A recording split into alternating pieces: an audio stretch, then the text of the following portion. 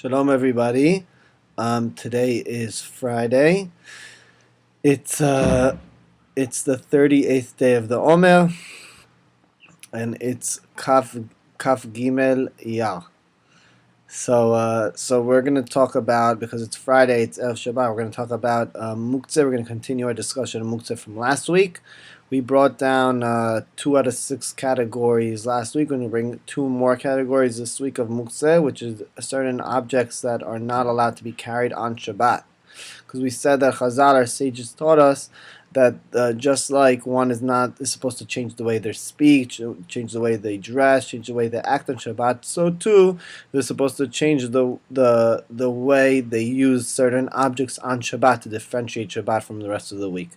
So the first category, this is from Yalkut Yosef, is Muktzeh Mechamat Gufo. There are certain types of objects, just because of their purpose, you're not allowed to use them. So for example, sand, rocks, dirt, ashes, things like this that have no purpose, you're not allowed to touch it. So again, we said like sand, chol, gufo, it's muktzeh mechamat gufo. It's muktzeh, it's not allowed to be carried on Shabbat because of its own being, because of its own purpose. The second category is basis davar ha'isur. It's any type of object that is used in order to hold, or that is on top of something or in the bottom of another object that is not allowed to be used on Shabbat, not allowed to be carried on Shabbat. What's an example? An example is a drawer, and in the drawer you have your wallet or a roll of, a roll of bills of money in. So the drawer is basis, it's a foundation for something, an object that is not allowed to be used, not allowed to be carried on Shabbat. So, for example, with the rolls of the 20s in the drawer, someone on Shabbat is not allowed to open the drawer on Shabbat in order to take out at all, even if they need something else that is worth less than the amount of money.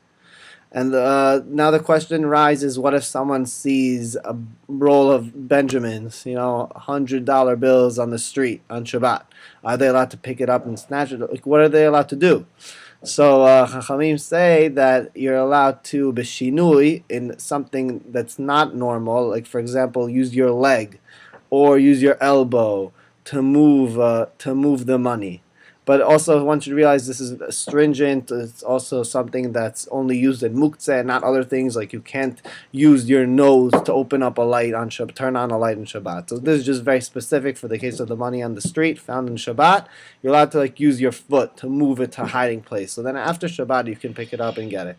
B'ezras Hashem, have a Shabbat Shalom. God willing, in a week and a half it's Shavuot, so we're preparing every day through the bracha of Sfirat HaOmer. It's literally the bracha purifies us and brings us to higher places of spirituality.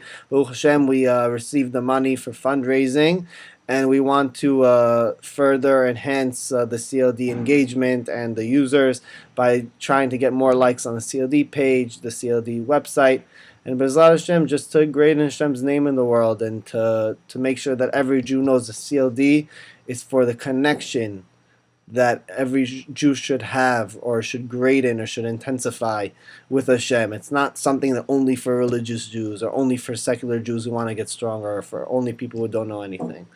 So, B'ezras Hashem, Shabbat Shalom V'rach, and just hopefully there's a lot of simcha in your homes and throughout your experiences on Shabbat. Thank you.